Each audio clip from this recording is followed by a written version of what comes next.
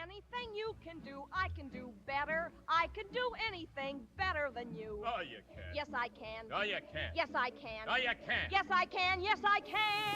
This is the video recap for Lesson 1 of Unit 14, Musical Theatre Performance. In this recap we will go over the notes of what we did, and I'll give you indications of where you can find more additional information. Today we covered the first 3 sections of musical theatre history, found on page 1 of your handout. We looked at the origins of musical theatre history, so for the first box we need to include where it came from. As with most performance, and certainly theatrical performance, we have to look back at the Greeks. Even before we were seeing the massive amphitheatres in Greece and theatre as we know it arriving, we had the dithyramb.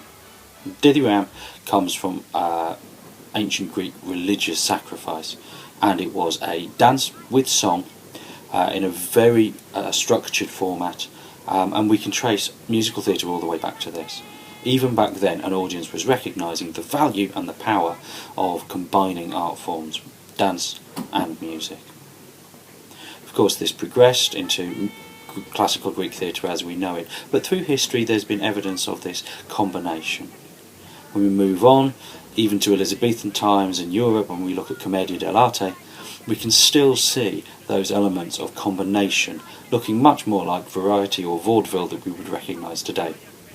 Commedia would include the talents of a troupe, whatever that would be, whether that's singing, musical instruments, juggling, acrobatics, and of course all of this within a drama framework.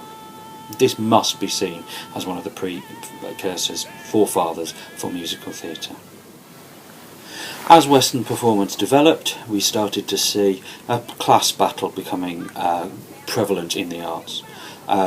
Traditional, as we would see, art forms such as ballet and opera split the people that were able to access the arts.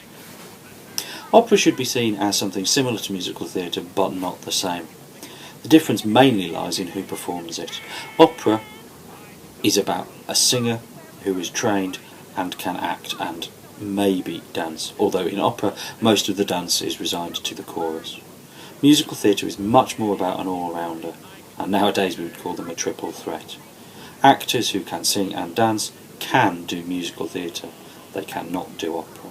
In the early 20th century we see the advent of ballad operas, satirical looks at society, much more open to the masses and much less elitist.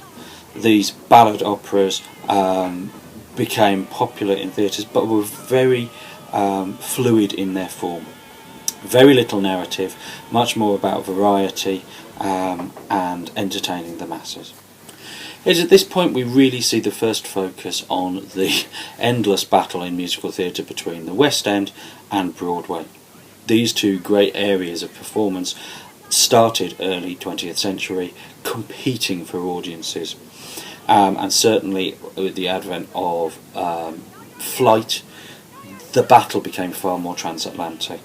What this has actually done for the art form has seen exponents such as Lloyd Webber and Sondheim competing and raising their game time after time to keep those audiences. So, if we're looking at examples of musical theatre pre-1900, we're going to look at things such as The Beggar's Opera by John Gay, and that's from 1728, and we'll also look at some of the early work of Gilbert and Sullivan. This partnership produced many operettas and is still widely recognised and widely performed. Moving on to the second box. In the early 20th century and up to the 1930s, we've seen an explosion in content. But, whether it's in the West End or in Broadway, the content was quite different. In Broadway, we were looking at much more explosive, extravagant pieces of performance, lots of expense and lots of spectacle. Whereas in the West End, we're looking much more at variety, light-hearted, and actually this ended up seeing Broadway really move forward and the West End become quite parochial and quite scorned. We saw great success with Gilbert and Sullivan and some of their operettas. This meant that entertainment was very light, very humorous and witty. not at all elitist. But what we also saw were the follies. We saw events and evenings which were filled with spectacle, but not with narrative. The storylines weren't there, it was random acts. Very similar to things we would see now, like Britain's Got Talent. And this drew the audiences, but didn't leave us with many pieces of memorable musical theatre. In the United Kingdom, all performance at this stage in history still had to go through the Crown, which meant that the Lord Chamberlain had to see a draft of all performance intended to be shown, and he would okay it. This meant that it was very difficult to expand on what we recognised as musical theatre. Many people tried to add sauciness and sexiness to these pieces, but it was almost impossible without being arrested or closed down to massively move the genre forward. Now this was different in America, where actually they were able to do this. And we saw examples that we now would recognise as burlesque, with partial nudity on stage and much more saucy lyrics and content within the musical pieces. These are still to be seen as disjointed performances, but as the extravagance was added and the money was added, short scenes were starting to become added to tie songs together. And this really is the birth of what we would now recognise as the jukebox musical. So, within this era, from the 1900 up to 1929, we see many examples of musical theatre, but some of them still very recognisable. So we see big ballad operas, coming from Germany with Bertolt Brecht's The Threepenny Opera in 1928. We also see the book musical with Showboat. We also start to see elements of the film musical. So even though cinema was in its infancy, we still have classic works such as The Wizard of Oz from 1903. In our third section, the 1930s, we start to see a real development in narrative style. Naturalistic dialogue is being added. Songs that are being written specifically for these pieces of art now are much more easily tied into the narrative and linked between them. We also see a massive influence of the jazz style coming from America. Jazz is a fusion of art forms coming with the Afro-Caribbean slave trade, and it really influenced many of the works that we see today. Cinema was becoming incredibly popular at this time, so musical theatre had to up its game to compete. And of course the narrative of a whole musical became the way to do this.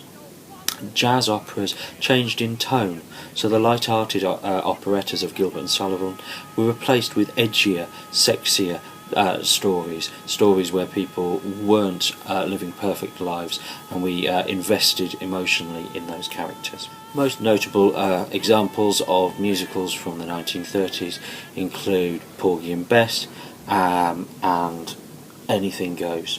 Anything Goes is 1934, Porgy and Bess 1935. In addition to this, lesser known ones such as The Cradle Will Rock and Of Thee I Sing. Anything you can say, I can say faster. I can say anything faster than you. No, you can't. Yes, can. I can. Yes, can. I can. Yes, can. I Yes, can. can. Yes, can. Yes, can. Yes, can. Yes, can. Yes, can. Yes, can.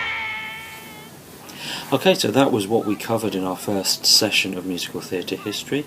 In addition to that, as I said before, we looked at fitting lots of musicals into categories, and this is available in a printed sheet for you now. The second half of the session was practical, and although that's difficult to recreate in our video recap, we have got information for you. That includes a repertoire sheet for the song that we started looking at, which was Me Old Bamboo from Chitty Chitty Bang Bang. This is a patter song, very fast, and we will be using this very early on as one of our performance pieces. It includes a large scene at the beginning, a chorus number afterwards, and that is sung and danced. As ever, if there's any information that you require that can't be found in this video recap, please contact us. As soon as you're available to log on to Frog, we will make sure that you can use that to contact me directly. Other than that, you have my email. Please use it. I hope that's been helpful. Yes, I am. No, you're not. Yes, I am. No, you're not. Yes, I am. Yes, I am. I can shoot a partridge with a single cartridge. I can get a sparrow with a bow and arrow.